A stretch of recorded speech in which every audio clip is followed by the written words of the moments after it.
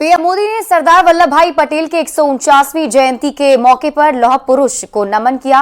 गुजरात के केवडिया में पीएम मोदी ने इस मौके पर लोगों को एक हैं तो सेफ हैं का मंत्र भी दिया।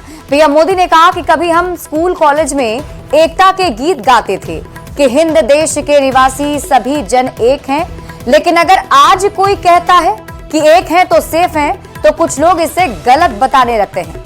उन्होंने कहा कि अर्बन नक्सल से जुड़े लोगों को देश की एकता अखड़ रही है। उन्होंने ऐसी प्रवृत्ति से पहले से भी ज्यादा सावधान रहने की जरूरत पर जोर दिया। देश के निवासी सभी जन एक है, रंग रूप वेश भाषा चाहे अनेक है। ये गीत गाए जाते थे। आज की तारीख में कोई ये गीत गाएगा तो उसको अर्बन नक्सलों की जमात गालियां देने का मौका पकड़े लेगी। और आज कोई अगर कह दे कि एक है तो सेफ है, तो ये लोग एक है तो सेफ है उसको भी गलत तरीके से परिभाषित करने में लगेंगे। जो लोग देश को तोड़ना चाहते हैं, जो लोग समाज को बांटना चाहते हैं, उन्हें देश की एकता अखर रही है। और इसलिए मेरे देशवासियों, हमें ऐसे लोगों से, ऐसी विचारों से, ऐसी प्रवृत्ति से, ऐसी वृत्ति से पहले से भी ज्यादा सावधान होने की जरूरत है। गुजरात के केवडिया में पीएम मोदी ने एक है तो सेफ है की बात कही और उन्होंने कहा कि अर्बन नक्सल से जुड़े लोगों को देश की एकता अखड़ रही है।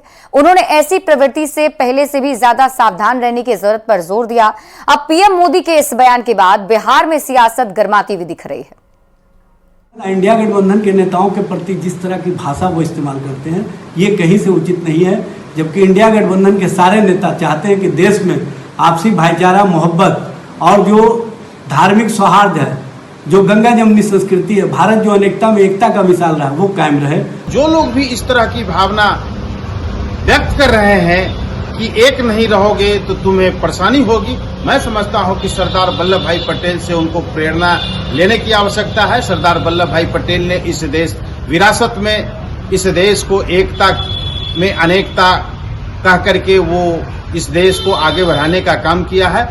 अनेकता में एकता देश की विशेषता बचपन से पढ़ते आ रहे हैं और एकजुट होना जब चाह रहे हैं, पूरा देश चाह रहा है कि एकजुट हो, ताकतवर बने, विकास करे, तो उन लोगों को तकलीफ हो रही है जो टुकड़े टुकड़े गैंग का सदस्य हैं, जो समाज को तोड़ते हैं, जो देश को तोड़ना चाहते हैं, उन लोगों को तकलीफ हो रही है। हम तो लगातार कह रहे हैं एकजुट होइए, ताकतवर बनिए, एक बनिए, मजबूत राष्ट्र बनाइए। अब जिनको तकलीफ हो रही है उनको होने दीजिए। ये जो बयान है उनका, दरअसल उनका बयान में उनका दोष नहीं है, ये दोष उनके ऑरिजिन का है। आपने सुना ही होगा कि राष्ट्रीय स्वयंसेवक संघ ने अभी कुछ दिन पहले एक बयान दिया कि आप बटेंगे तो कटेंगे। साहब, ये किसको सुना रहे हैं और किस प्रकार की बयानबाजी कर रहे हैं? ये बयानबाजी अपने आप में घोर अपमानजनक और घोर निंदनीय है।